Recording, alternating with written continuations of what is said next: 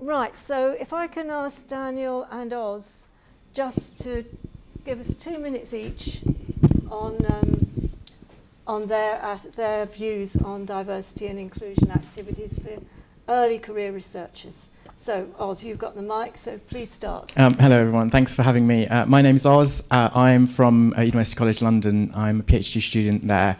My interest in sort of diversity and inclusion comes from a very personal place. So I first came to the UK as a foreign student, and there were several challenges that I felt I had to overcome in my journey through academia. So there is the BAME aspect that I'm very interested in, and also as a gay man, I'm also interested in increasing LGBTQ plus visibility in science as well. Specifically from the BAME aspect, last year a group of us recognised that representation in the public-facing side of science was so bad that we wanted to do something about it. So we co-founded this group called Minorities in STEM, and it's basically a network of people that hopes to support and showcase and connect researchers within STEM. So that's basically sort of where I'm coming from today. Thank you. And Daniel? Hello, I'm Daniel. I'm from the the Francis Crick Institute, just up the road. I'm a PhD student as well. I work on tuberculosis. So I've been involved in a few different initiatives as an undergraduate, and also more recently, more recently I've been involved with the reviewing process for the Biochemical Society's Diversity in Science grants, which, if you're interested in pursuing any projects or running events to do with promoting diversity in science, then that's something that you might be interested in. So my particular interest when it comes to diversity and expanding the meaning of diversity is to make sure that we specifically include junior researchers in this, because obviously, as we saw from one of the activities, as you go through the career pipeline, you're dropping more and more people. And if you ask the opinions of only of professors and permanent staff who've made it through that pipeline, of what barriers did they face and how did they overcome them, then you're missing out on all of the people who they started out as undergraduates or they did a PhD and then they faced barriers and then they had to drop out. So hopefully from some of the questions in the discussion we'll look more at how these issues specifically affect younger scientists. Thank you very much. Okay, so now I'll open it up to questions and comments from the floor, and if there's any online. Are you doing online? We'll think about taking those too. So, right. Oh, hang on. We need a mic. Where am I going? Here. Oh, sorry. I've just got a question about the Minorities in STEM network. Is that a local network within your institution, or is that a national network? So at the moment, we're hoping to make it a national network. We only founded this last year. We had our first event last summer, and it was based in London. But ideally, what we want to do is grow that network within not just London universities, but also universities outside of London and any scientific organisation that will support it. It's an informal network at this stage because we don't have any funding for it, and we just run events as and when we can do it, because we do it in our own time. But the aim of it is to create opportunities, just kind of exchange sort of opportunities that are coming up to share, because we felt that there isn't really a resource where we can all kind of look to in one place. Yes. And that's kind of the aim of it. So it's open to anyone. It's not just for BAME people, because we recognise that we need the support of everyone in order to make a difference. So it's open to anyone. We have a website and a Twitter page at the moment, which is mostly where we kind of push a lot of our announcements and things that we're doing. Okay. I don't know if Lucy or Daniel want to comment as well, because a fairly specific question. I think that was fairly specific. I can't add anything there, I'm afraid. Okay. Anyone else got any questions? Well, there must be some. Do you have a question from Twitter? Okay. So we have one question, which is about whether anyone knows if there's any evidence of the impact of Athena SWAN, which would have been probably useful to have Annie here. But is anyone aware of kind of broad scale research on Athena SWAN in general? Daniel, Kevin, can you help us? Not, as I mentioned earlier, I do work at ECU, but not specifically in that team. There are some studies on the impact, and I know that ECU has in the past conducted a study of the effect of Athena SWAN. I think ECU is currently undergoing a merger at the moment, which some of you might know will be Advanced HE in the coming few months. And I think an evaluation of its impact might be part of that, and kind of thinking how going forward Athena SWAN will feature. But at the moment, there's nothing I can suggest off the top of my head, unfortunately. Lucy. I think, though, I mean, of course, that's a very broad question looking at Athena SWAN across the piece.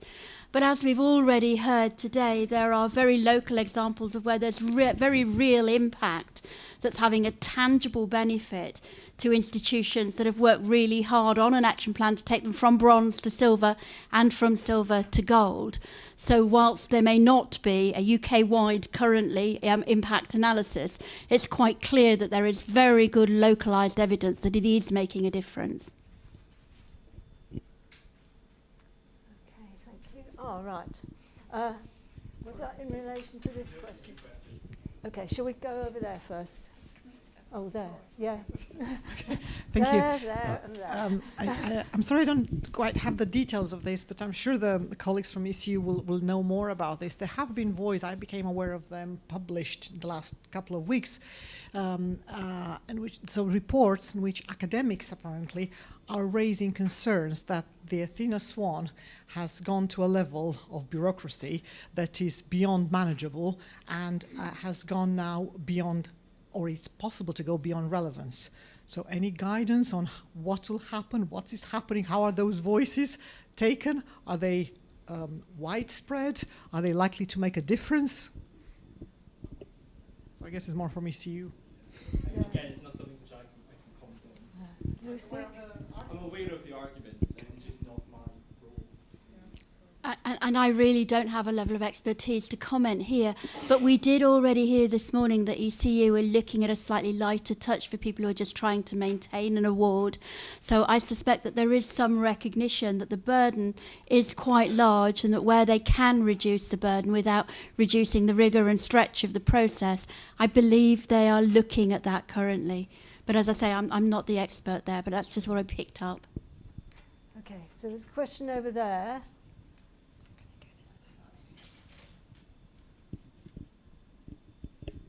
I wonder if you guys who've young researchers, whether are there mentorship programs at your institutions at the moment that are useful? Is that something that you think is key for people from a whole diverse background having successful or reaching their potential in their science careers?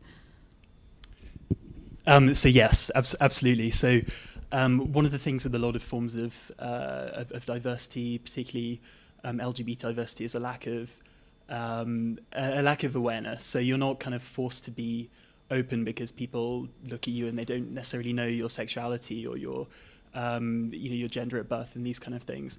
And so having not necessarily kind of formal mentorship, but mentorship networks, whether that's LGBT societies, for example, can be very useful for people who feel, they arrive in a new institute. Maybe they've come from a different country with a slightly different culture where they felt they haven't been able to be open, and having those avenues and people to talk to is a way of allowing you to be more open.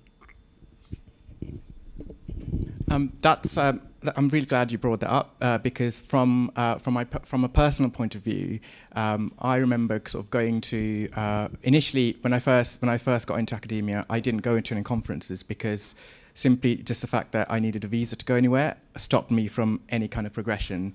And at that time, being quite junior, I thought, well, that's just the way it is.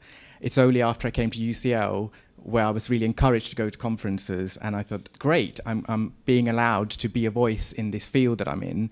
But then going to those conferences, what became quickly obvious was, even though there were international conferences, they had very good mentorship schemes and schemes to encourage women into senior positions in science and also to be represented in panels. But it was definitely not happening for any other minority group. And I think we need to learn from those mentorship schemes that exist for women in science. There's a lot of good stuff happening. And I think universities and all organizations could maybe translate that into the other groups as well in order to form these mentorships, because I think those mentorships are really useful, and also role models. I think particularly within BAME and LGBTQ groups, I don't feel like I saw that many role models as I was going through my career. And so if we can do that, definitely that's what we should be doing. And do you think that should be happening at institution or faculty levels, or the place that you're working in, rather than countrywide? I mean, it's very difficult to sort of... I think so. I think it should be happening on both levels. So at the place that you're working, absolutely, because it makes you feel like you are a person there and you're a voice there and your work is valued. But then I think broadly as well, there needs to be more formal platforms, so like awards that people can apply to, or schemes that people can apply to, where it's specifically for set groups of minority people that encourages them to sort of feel like they have a place, because I think that's what I felt was lacking when I was going through my early sort of stages in my career. Sorry, just one more thing to add to that. So again, specifically with junior researchers, one of the issues with access to mentorship schemes is that, you know, you tend to be more isolated in your particular lab, for example, and you might not be aware of opportunities for mentorship that are available to more senior people or outside the institute. So with any of those kind of mentorship schemes, it's very important that there's an effort made to actually involve everyone, including people who usually don't set foot outside their office, for example. Okay, thank you. Now we've got a question there, and then a question over there. Yeah, well, can we do them in order?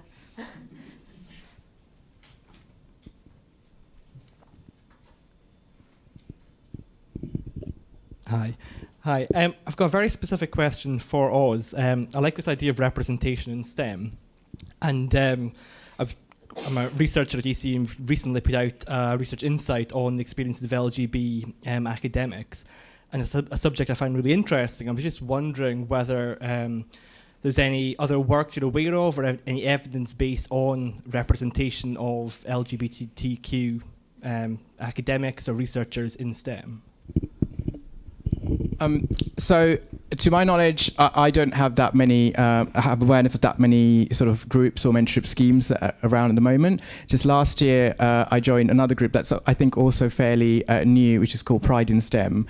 And it was also formed by a group of science communicators who all identify as LGBTQ, and decided, much like Minority in STEM, that something needs to be done about visibility, because again, like being LGBTQ is not always obvious, it's invisible. So there are people who want to be proud about their sexuality and also proud about being a scientist or being a engineer, mathematician. So Pride in STEM, that's one of the groups I'm aware of, and they're again they're fairly new, so they're still doing they're still sort of setting themselves up as a trust, I believe.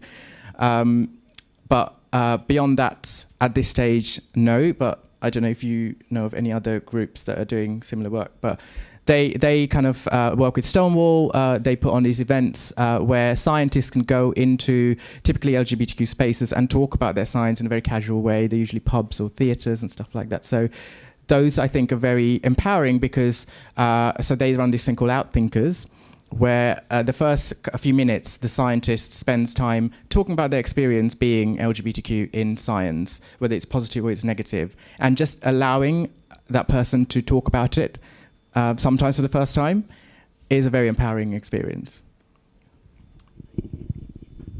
Over there? Yeah, so we have at the moment Athena SWAN, but we also have a race equality charters, so they're dealt with separately. How valuable do you think it would be in the interest of intersectionality to actually just have one procedure? Lucy, do you want to start there? Okay, I think actually that's a very sensible way to go. When you look at the issues or you look at action plans arising from both of those approaches, there is so much overlap in terms of staff development and adequate support and promotion recognition. I think there would be great value in pulling together many of those strands rather than have institutions possibly working on multiple different applications at the same time. Yeah, okay. It seems to make sense. Right, there's a question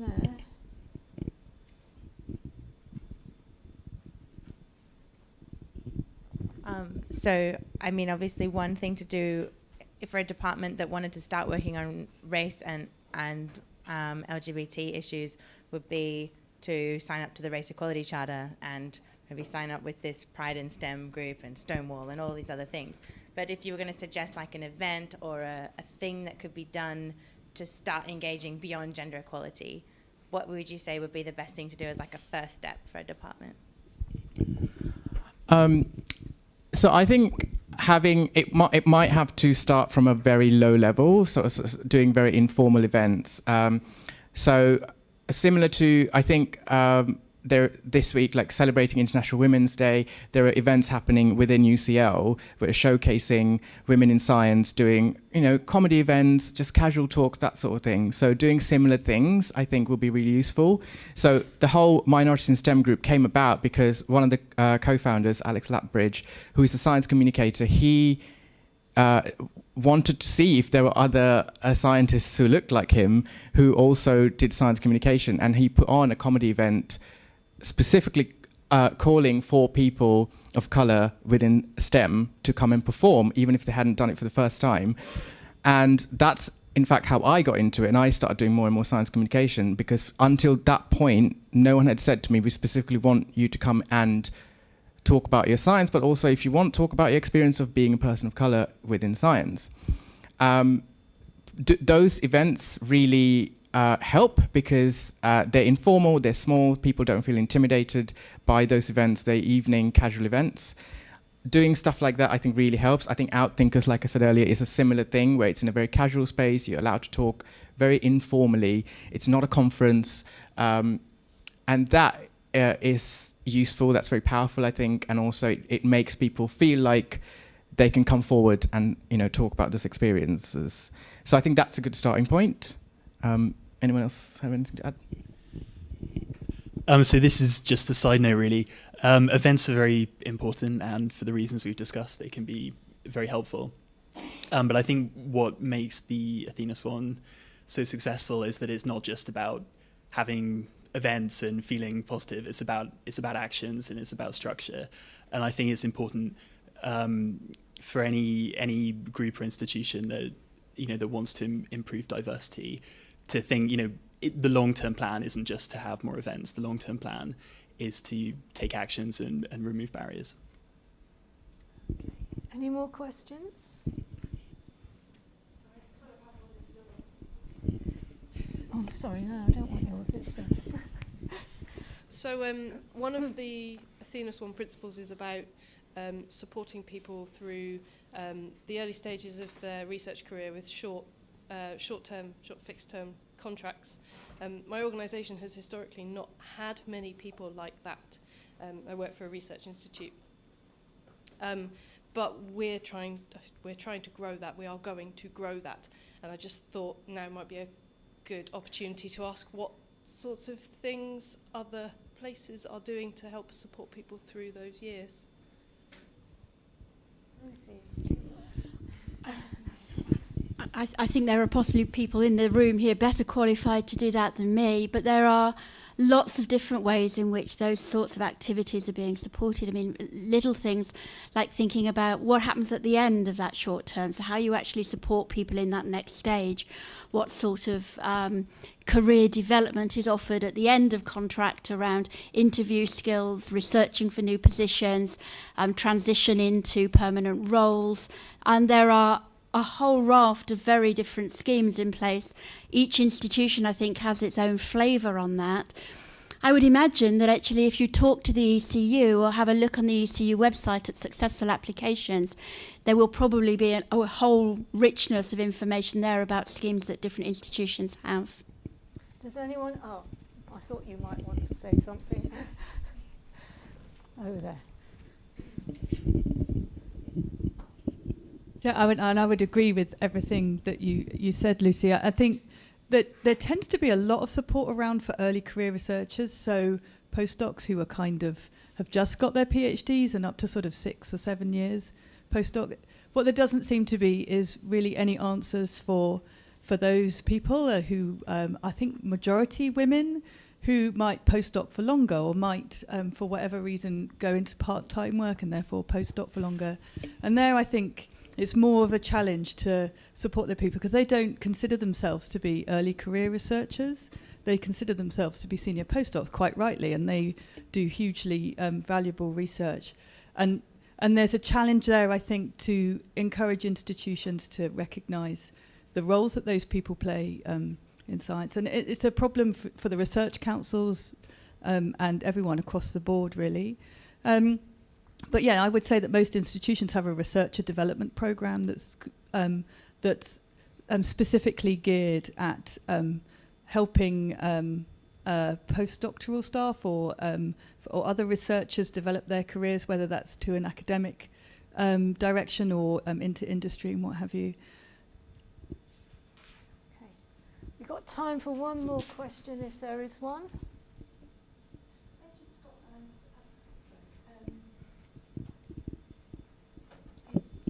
Quite a specific question actually to you. When you did your presentation, you talked about your bronze action plan and the silver action plan in your application. Did you actually append both of the action plans in your application or just the silver action plan?